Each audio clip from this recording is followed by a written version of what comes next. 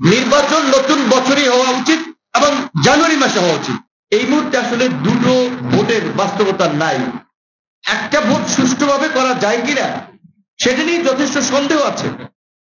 লন্ডনের বৈঠকের আগে বোধহয় লেখাটা ছিল, তো এটা ঠিক যে ওই বৈঠকের পরে কিছুটা রাজনৈতিক ভাবে একটা আস্থা বা স্থিতিশীলতা নির্বাচন সম্পর্কে একটা মানুষের একটা পরিষ্কার ধারণা হয়েছিল যে ফেব্রুয়ারিতে বোধহয় ইলেকশনটা হচ্ছে।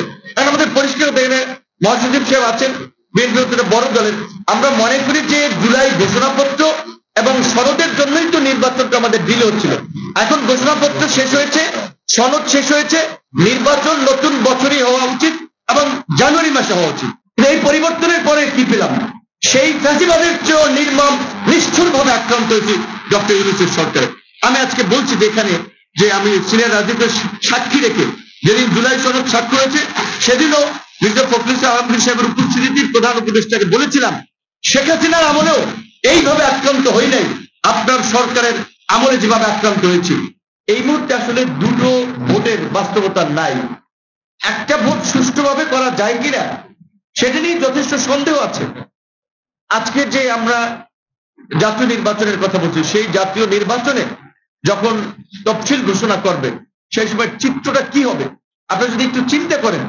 বিএনপির মতো একটা বড় দল, জামাতের মতো বড় দল, আমরা যারা আছি এখন যে অবস্থা দেখতে পাচ্ছি, বিএনপি জামাতের মতো বড় দলগুলো বা মিত্র সংগঠন যারা একসময় ফ্যাসিবাদের বিরুদ্ধে যুগপথভাবে লড়াই করেছে, ঐক্যবদ্ধভাবে লড়াই করেছে, আজকে তারা একজন আরেকজনের বিরুদ্ধে বলতে গিয়ে বিদ্বেষ ছড়াচ্ছে।